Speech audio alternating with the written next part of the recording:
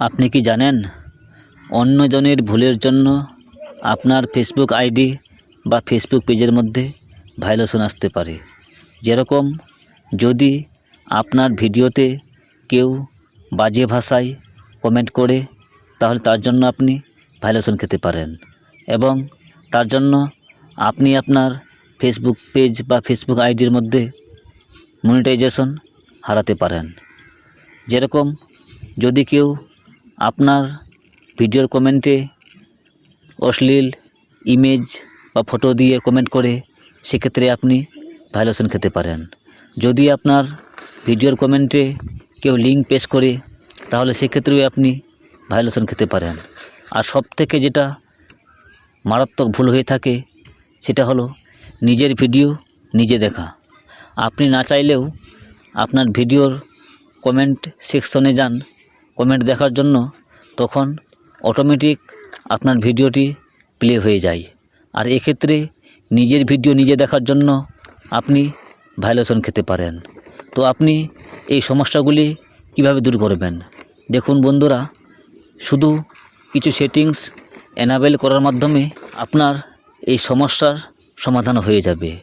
কেউ আপনাকে বাজে ভাষায় কমেন্ট করতে পারবে না, আপনার ভিডিওতে লিঙ্ক পেশ করতে পারবে না, বা যখন আপনি আপনার পেজ বা আইডির ভিডিওর মধ্যে যাবেন তখন আপনার ভিডিও অটোমেটিক প্লে হবে না।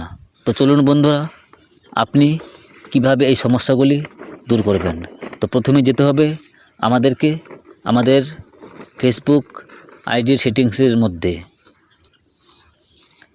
দেখুন এখানে লেখা আছে সেটিংস। আমরা এই সেটিংসের উপর প্রেস করব। এখানে অনেকগুলো লেখা আসলো, আপনারা নিচের দিকে যাবেন। দেখুন নিচে আসার পর এখানে লেখা আছে মিডিয়া। আমরা এই মিডিয়ার উপর প্রেস করব। এবার দেখুন এখানে আসলো optimize data saver on mobile data and wifi on wifi only, never auto plays videos. তো আপনাকে অপটিমাইজ উপরেরটা এনাবেল করে দিতে হবে। আমার যেহেতু করা আছে, আপনারা শুধু এইভাবে বাস টাচ করবেন, ব্যাকে আসবেন, আপনার এনাবেল হয়ে যাবে। নেভার অটো প্লে ভিডিওস আপনারা এটাতে সিলেক্ট করবেন, তাহলে আপনার ভিডিওগুলি অটোমেটিক প্লে হবে না যতক্ষণ আপনি নিজে প্রেস করে না দেখবেন। তারপর দেখুন এখানে লেখা আছে when your battery is low videos stop playing automatically.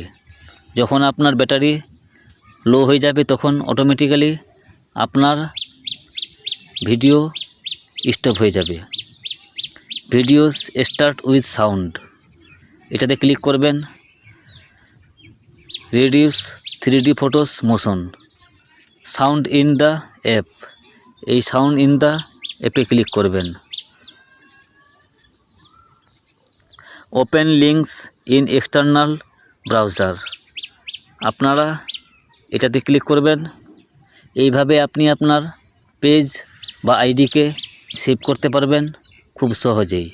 তো বন্ধুরা, ভিডিওটি কেমন লাগলো কমেন্টে অবশ্যই জানাবেন। ভালো লেগে থাকলে লাইক, কমেন্ট এবং শেয়ার করবেন। ইউটিউবে দেখে থাকলে সাবস্ক্রাইব করবেন, ফেসবুকে দেখে থাকলে ফলো করবেন। আর সবশেষে বলবো, ভালো থাকুন, সুস্থ থাকুন, বাই।